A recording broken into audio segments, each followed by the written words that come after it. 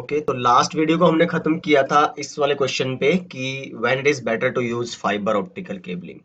तो नॉर्मली जब हम फाइबर की बात करते हैं तो थोड़ा पहले इसको समझ लेते हैं कि फाइबर का जो गेम है वो कहाँ से शुरू होता है ना। तो कुछ चॉइसेस हैं आपके पास और कुछ मैंडेटरी रिक्वायरमेंट्स हैं। जैसे मैं बोलता हूँ कि भाई मेरे पास ये एक बिल्डिंग है, ठीक है।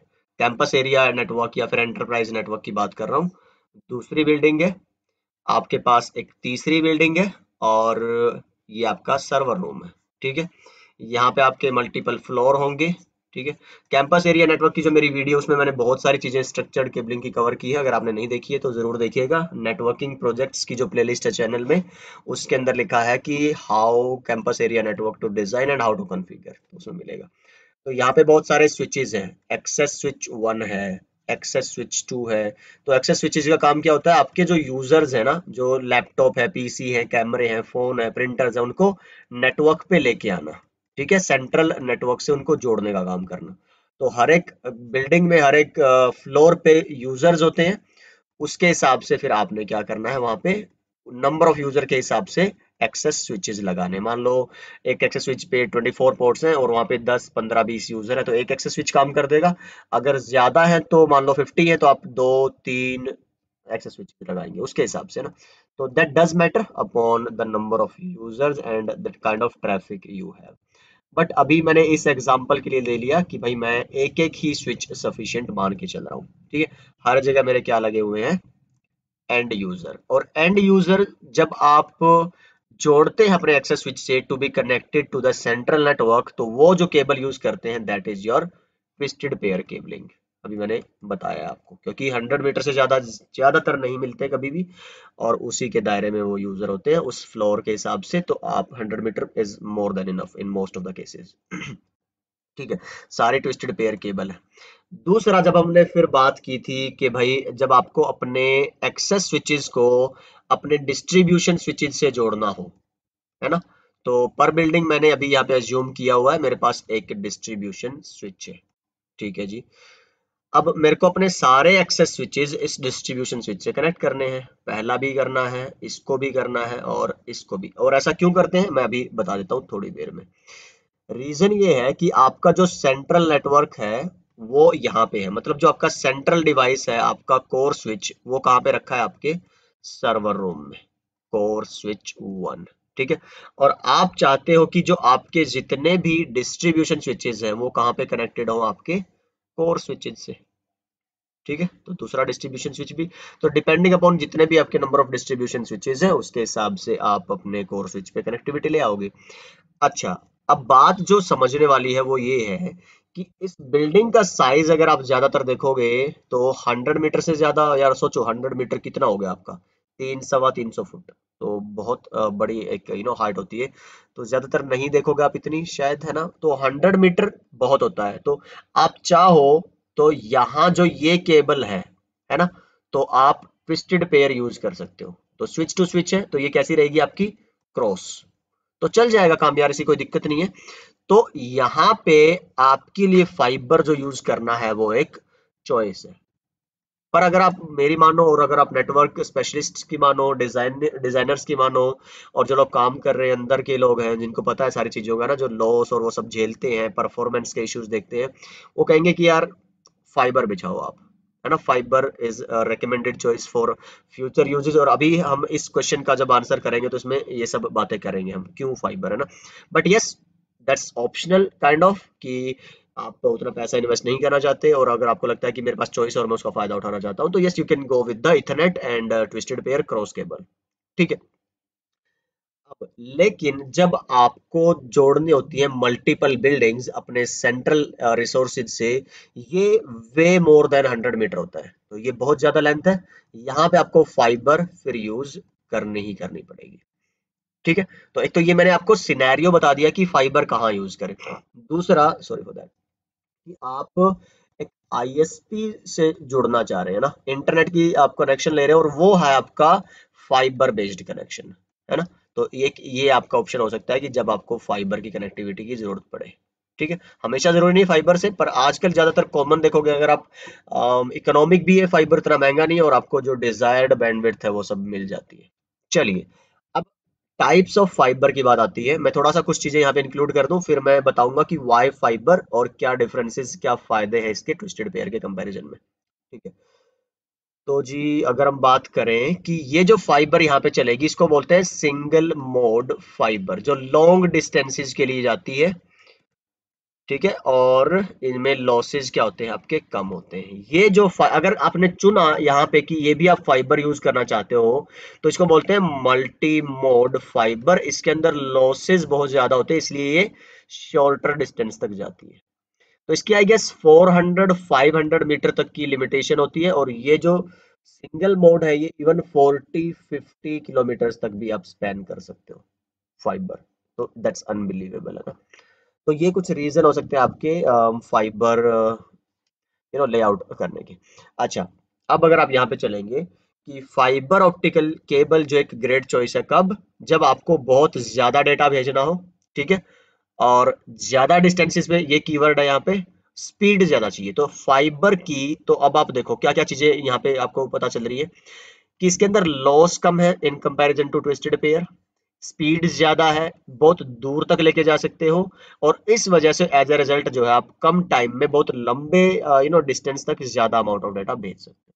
बात समझ आ रही, सिक्योर होती है फाइबर, क्योंकि इसको टैप करना, इस पे ईव्स ड्रॉप करना और इसका पैकेट इंटरसेप्ट करना लाइक काइंड ऑफ इम्पॉसिबल होता है in comparison to your twisted pair, उसमें तो बहुत आसान होता है। दूसरा, जब आपकी रिक्वायरमेंट होती है कि आपका एनवायरनमेंट जो है वो हीट वाला लगता है कि भाई आपकी हीटिंग की प्रॉब्लम होने वाली है, तो जी उस तरह के केसेस में भी फाइबर की जो हीट विदस्टैंड पावर है वो आपकी नॉर्मल केबल से कहीं ज्यादा है, एक्सट्रीम प्रेशर में भी, टेम्परेचर में भी, सॉरी, काम कर सकती है। ठीक है, तो that's the use case of fibre. अगर आपके पास ये सारी नीड है, गो फॉर फाइबर। हाँ, थोड़ा डिसएडवांटेज ये है कि इसकी जो इंस्टॉलेशन कॉस्ट है ना, या फिर जो अगर ब्रेक हो जाती है केबल तो उसकी जो पैचिंग की कॉस्ट है, स्प्लाइसिंग की, वो थोड़ी महंगी है, काफी महंगी आई गेस। तो बट यस, ये आपको क्या बोलते हैं, ये देखना पड़ेगा कि प्रोज एंड कॉन्स में से आपके लिए फिर मैटर ज्यादा क्या करता है। ठीक है, ओके। बोलता है कि क्या कैट केबल को आप आउटडोर में यूज कर सकते हो। कैट 5 एक एग्जांपल है, कोई किसी भी कैटेगरी केबल या फिर इथरनेट केबल को पूछ रहा है। तो नॉर्मल केबल्स जो है आपकी वो प्रेफर्ड नहीं होती, बट कुछ यू नो एक्सपेंसिव केबल्स आती है, वेदर प्रूफ केबल बोलते हैं उनको, वो एक गुड चॉइस रहती है जब अगर आपको आउटडोर में। तो ज्यादातर ये क्वेश्चन क्यों पूछा गया है, आउटडोर में फाइबर मिलती है, बट ये पूछता है कि क्या आप इथरनेट केबल भी यूज कर सकते हो, नॉर्मल लैन केबल, तो यस कर सकते हो, बट वो अलग से स्पेशल केसेस आते हैं, केबल्स आती है, तो दैट्स रेकमेंडेड कि आप वो खरीदें। एक आर्टिकल आप पढ़िए इस पे, काफी अच्छा है, इंटरेस्टिंग रीड है। कैट 6 में कैट 5 ई में क्या फर्क है, तो मैं नहीं बताने वाला हूँ, बता चुका हूँ पहले, आप पढ़ते ही आपको समझ आ जाएगा, देख लीजिए एक बार।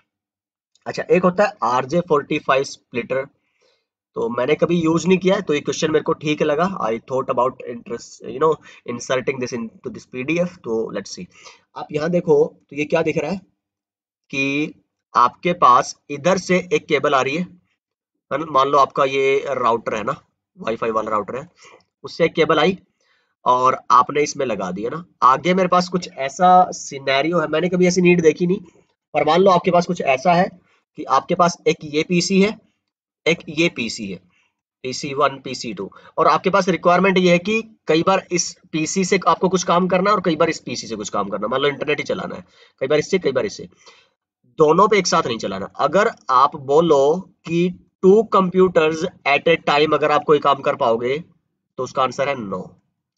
तो कुछ जवाब आपको मिलेंगे कि ये कर दो वो कर दो, है ना, जुगाड़ तो देखो उसके लिए तो हम मशहूर हैं, तो अलग बात है, अदरवाइज नॉर्मल कंडीशंस में नेटवर्क के अंदर इस तरह के जुगाड़ प्रेफर नहीं किए जाते, सिक्योरिटी वल्नरेबिलिटीज आप क्रिएट कर देते हैं।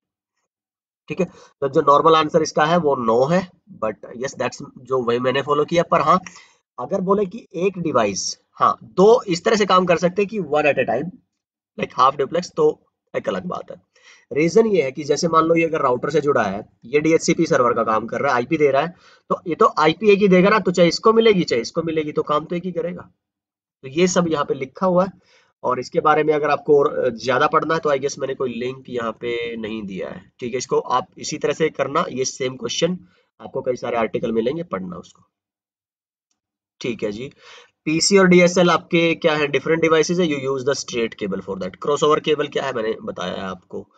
तो वायरलेस नेटवर्किंग क्या आपकी वायर के बराबर है स्पीड के कंपैरिजन में? तो पहले अगर आप बात करो, नहीं, ये नहीं थी। अभी आप देखो, देखो वायरलेस की जनरेशन देखिए जरा आप एक बार ध्यान से। जनरेशन वन, ठीक है, 5.5 एमबीपीएस, 20 एमबीपीएस। तो इनके टाइम पे नॉर्मली 100 एमबीपीएस की वायर वाली चल रही थी केबल स्पीड आपकी। पर अभी अगर आप देखोगे तो नॉर्मल अराउंड 2 जीबीपीएस, मतलब आपकी वायर जो स्टैंडर्ड क्या है, 1000 एमबीपीएस, ठीक है। और यहाँ पे आप कितने तक जा रहे हो, 2 जीबी, तो इसका भी हाफ कर दोगे तो 1 जीबी तो तब भी है। तो आज के टाइम पे अगर आप देखोगे वायरलेस में इतना जो एडवांसमेंट हो रहा है, तो yes you can say kind of जो एक स्टैंडर्ड है स्पीड, वो आप बोल सकते हो नॉर्मल यूजर के लिए कि यस इट इज। बट अगर आप बात करो अभी भी हाई एंड नेटवर्किंग की, डेटा सेंटर नेटवर्किंग की, तो यस वायर का मुकाबला नहीं है वायरलेस में। तो that's what I believe in up to this point. ठीक है। तो कोएक्सियल केबल फास्टर है कैट 5 केबल से? जी बिल्कुल भी नहीं है। ठीक है।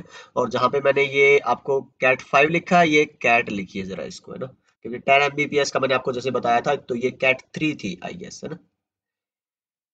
ठीक है, तो पढ़िएगा इसको, ही समझ आ जाएगा कि इसमें कुछ ऐसे समझाने और वो सब बात नहीं है। टेम्परेचर कैसे अफेक्ट करता है किसी भी कैट केबल को, not just cat 5। I don't know मैंने कैट 5 ही क्यों लिखा है हर जगह, but yes any cat cat cable, क्योंकि हो सकता है कि कैट 5 क्योंकि हमारा स्टैंडर्ड है ना, 100 एमबीपीएस ज्यादातर यही मिलेगा आपको कहीं भी जाओगे, तो शायद उस वजह से इंसर्शन लॉसेस होते हैं आपके, इस वजह से टेम्परेचर क्या होगा नॉर्मल। एक जब भी केबल खरीदते हो, कुछ भी आप डिवाइस खरीदते हो, उसकी एक हीट की लिमिट आती है। आप उसके डिवाइसेस में और मैनुअल पे पढ़ोगे तो हीट की एक लिमिट लिखी रहती है वहां पे।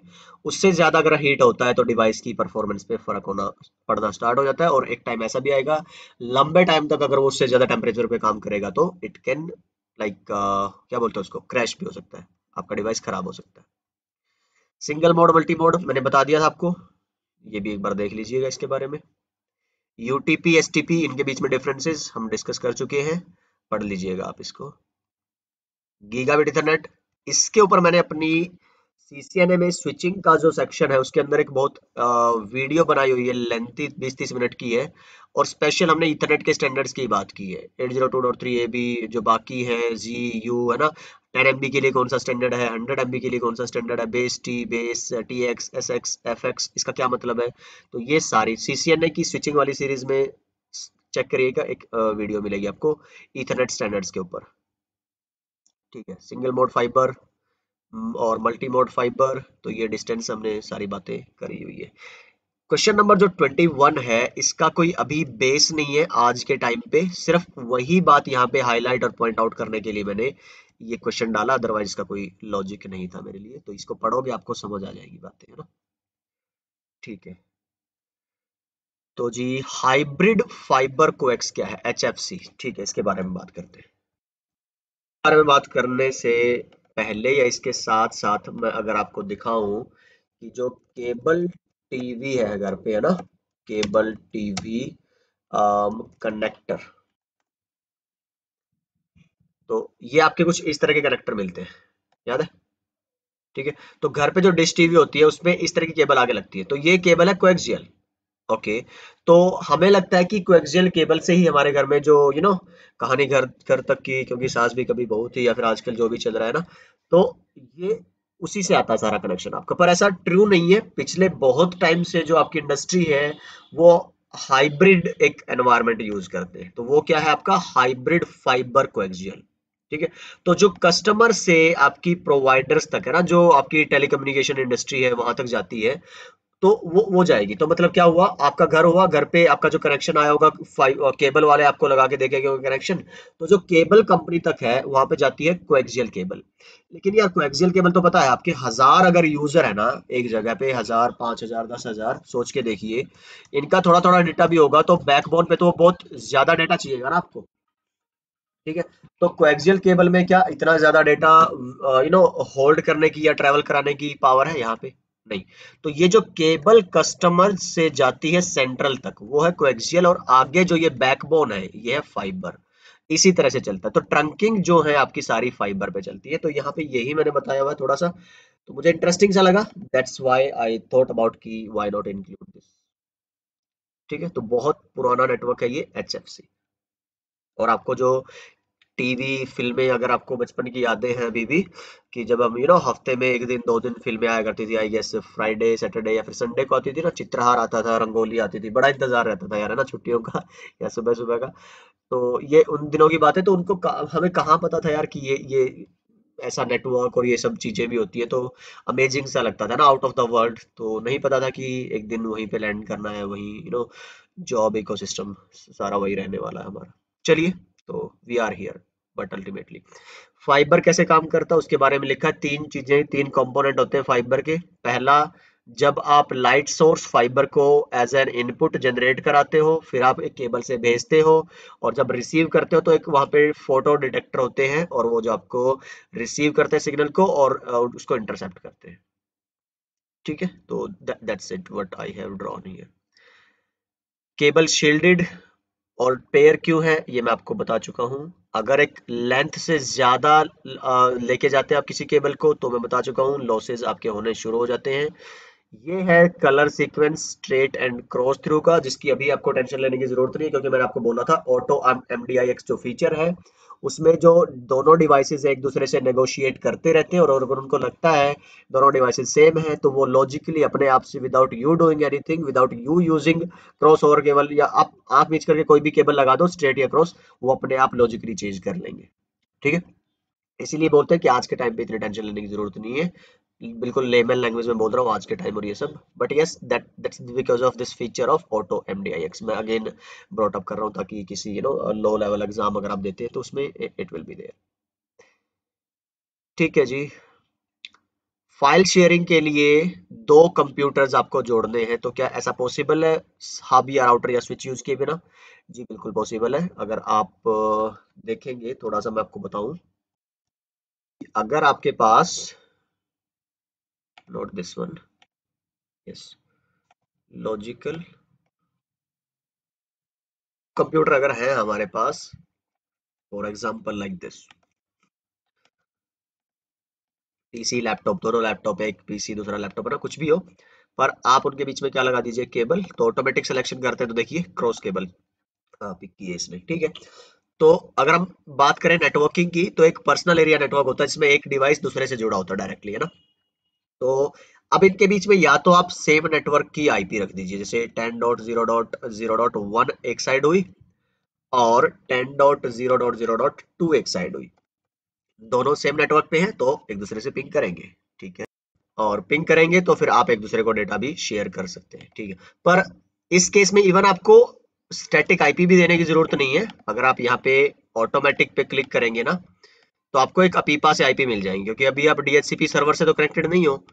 तो डीएचसीपी आपको किसकी आईपी दे देगा? अपीपा की। तो अगर मैं चेक करूं यहाँ से जाके कमांड प्रॉम्प्ट में आपकी आईपी कॉन्फ़िग, तो मेरे को क्या आईपी मिल गई? दिस वन, है ना। चलिए मैं इसको कॉपी कर लूं, और तो फंडा समझिए, they should be on the same network. तो या तो आप खुद से अपने नेटवर्क के अपनी चॉइस के हिसाब से एक आईपी कॉन्फ़िगर कर दीजिए, नहीं तो ऑटोमेटिक में तो पीसीज अपने आप से एक आईपी उठा ही लेंगे। ठीक है जी। तो मैं अभी केस की बात कर रहा हूँ, पीपा वाले केस की। तो ये भी और ये भी दोनों ही सेम नेटवर्क में है। तो मैं उसको अगर इस पीसी से पिंग करने की कोशिश करता हूँ, तो देख लेते हैं कि पिंग कर पाओगे क्या। ठीक है, चलिए पिंग कर पा रहे, मतलब आप सेम नेटवर्क है और आप डेटा शेयर कर सकते हैं। क्या करना होगा उसके लिए? जैसे नॉर्मली मैं क्या करता हूँ, अपने कंप्यूटर पे जाता हूँ, और यहाँ पे मान लीजिए मैं क्या करता हूँ कि कोई फोल्डर है मेरे पास सिस्को में, मान लीजिए यही वाला है ना। तो इसको मैं राइट क्लिक करता हूँ, और प्रॉपर्टीज पे जाता हूँ, प्रॉपर्टीज, एंड यहाँ पे आप अगर जाएंगे शेयरिंग वाले पे, एडवांस्ड शेयरिंग पे जाएंगे, और शेयर दिस फोल्डर आप ओके कर देंगे, क्लोज।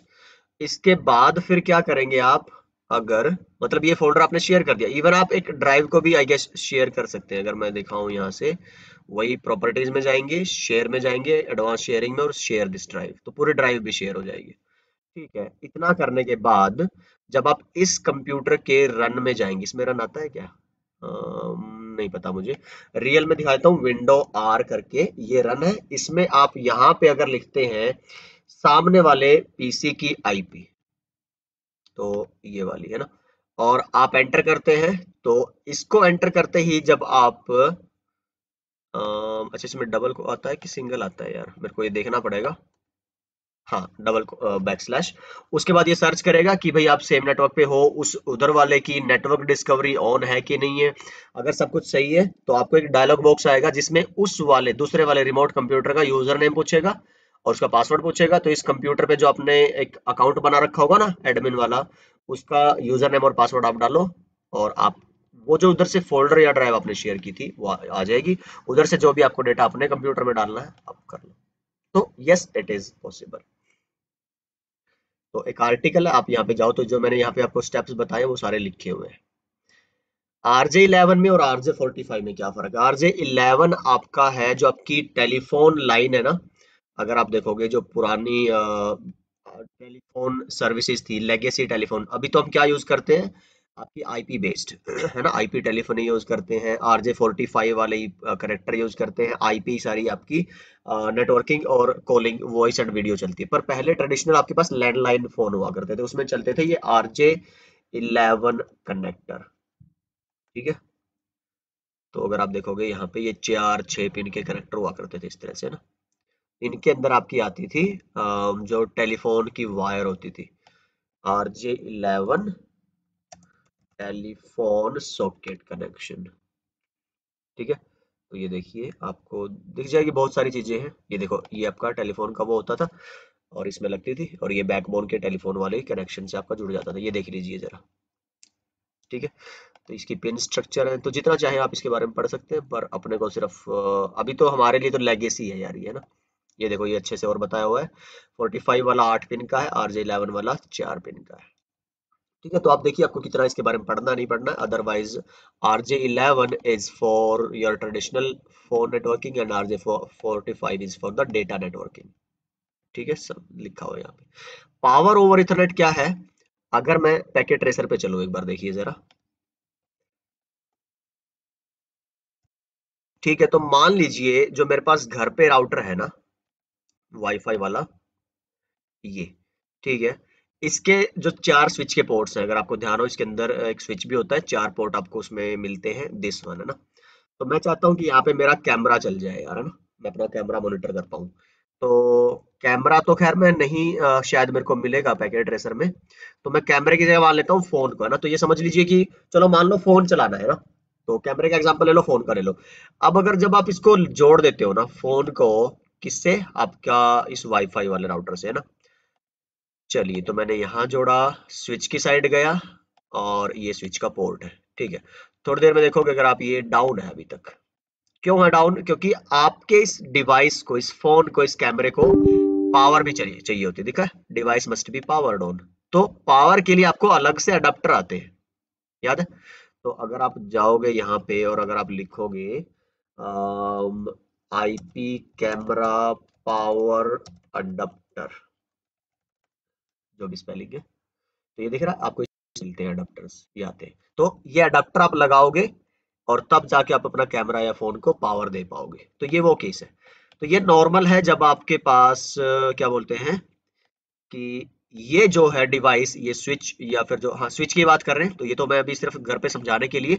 अदरवाइज नॉर्मली आप किसी भी स्विच पे लगाते हो किसी भी अपने एंड डिवाइस को, तो उसको, अगर मान लो पीसी है, लैपटॉप है, सर्वर है, उनको तो आप अलग से पावर दे ही रहे हो, कोई दिक्कत नहीं है।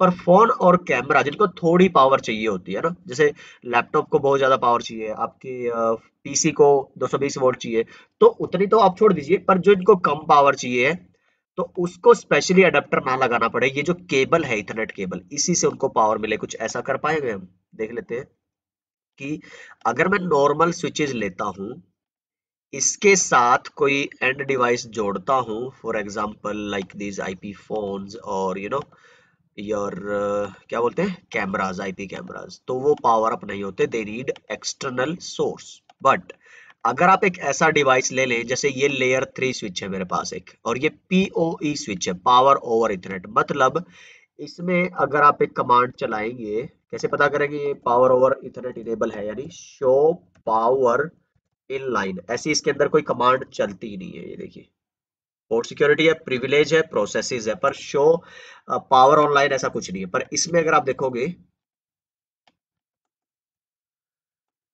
Enable show power in line, तो ये देखिए क्या रहा है कि जो आपका हर एक इंटरफेस है वो 15.4 वोल्ट आपको पावर दे सकता है। अभी तो कुछ नहीं लगा हुआ है, 000 है। पर अगर मैं बोलूं कि ये जो फोन था, अब मैं यहां से हटा के इस पे लगा दूं, किसी भी पोर्ट पे लगा दो, तो ये देखो पावर मिल गई ना इसको। और अगर आप FA0/1 को चेक करोगे, तो पावर इन लाइन अगेन, तो इस पे क्या कर दिया, ऑन हो गया। ठीक है, और पावर कितनी मिल रही है इसको, 10 वॉट, और मैक्सिमम ये कितनी दे सकता है पोर्ट, इतनी। क्या लगा डिवाइस इस पे, आईपी फोन। तो सीडीपी नेबर्स अगर आप चेक करते हो तो क्या दिखा रहा है, एक आईपी फोन लगा हुआ है यहाँ पे। ठीक है, तो ऐसे डिवाइसेस जो इन एक्सटर्नल डिवाइसेस को पावर देने की पावर वो कैपेसिटी रखते हैं by using the same cable. तो इसी से आप डेटा भी भेज रहे थे, इसी से आप पावर भी भेज रहे हैं, इसको बोलते हैं, इस कॉन्सेप्ट को पावर ओवर इथरनेट। ठीक है, तो ये है पीओई। तो पीओई के अंदर काफी वेरिएशंस आती है, अगर आप देखोगे तो एक नॉर्मल पीओई है। ठीक है जी, उसके अंदर जो मैंने पावर आपको दिखाई थी वो 15 पॉइंट समथिंग थी, है ना, 15.4 वॉट। ठीक है, ये एक इंडस्ट्री स्टैंडर्ड है, हर एक स्विच में पावर ओवर इथरनेट इनेबल जो भी स्विचेस है वो उसमें मिल जाएगा आपको। फिर एक पीओई प्लस आता है, ठीक है, 30 वॉट। ठीक है जी, चलो कोई बात नहीं, ये भी आपको इंडस्ट्री में बाकी जो टीपी लिंक, डी लिंक और बाकी स्विचेस है उनके अंदर मिल जाएगा। पर सिस्को के प्रोप्राइटरी हैं दो पावर ओवर इथरनेट के स्टैंडर्ड्स, यूपीओई एंड यूपीओई प्लस। और इसमें पावर देखिए सर, आप बहुत हाई पावर दे सकते हो, 60 what in this one and 90 what in this one. ठीक है, तो ये कुछ बातें हैं आपकी पावर और इंटरनेट को लेके, आई गेस ये, यस इतना ही है इसके अंदर, फिर EIGRP आ जाता है। अच्छा, तो इस वीडियो में हमने बात की है जो हमारे बचे हुए क्वेश्चंस थे, cabling, structured cabling and passive networking के। टोटल 30 क्वेश्चंस किए हैं दो वीडियो के अंदर। I hope these videos have been informative for you so far. बताते रहिए, कमेंट करते रहिए, मेल करते रहिए और फीडबैक देते रहिए, उसी के बेस पे ये सीरीज आगे चलती रहेगी जितना आपका फीडबैक आता रहेगा। और आगे हम फिर अभी राउटिंग प्रोटोकॉल्स की जो सीरीज है वो शुरू कर रहे हैं, EIGRP के ऊपर देखते हैं, वीडियो रखेंगे, फिर OSPF, देन आपका let's see it will be, RIP तो है नहीं हमारे अभी इसमें, है ना, ब्लूप्रिंट में, BGP रहेगा, MPLS है। तो let's see what else there is in the store for us. तो I hope this has been informative for you guys and I thank you for viewing this video. अगली video में आपसे मिलते हैं, अपना ख्याल रखिए, सीखते रहिए, सिखाते रहिए और मस्त रहिए। Bye bye.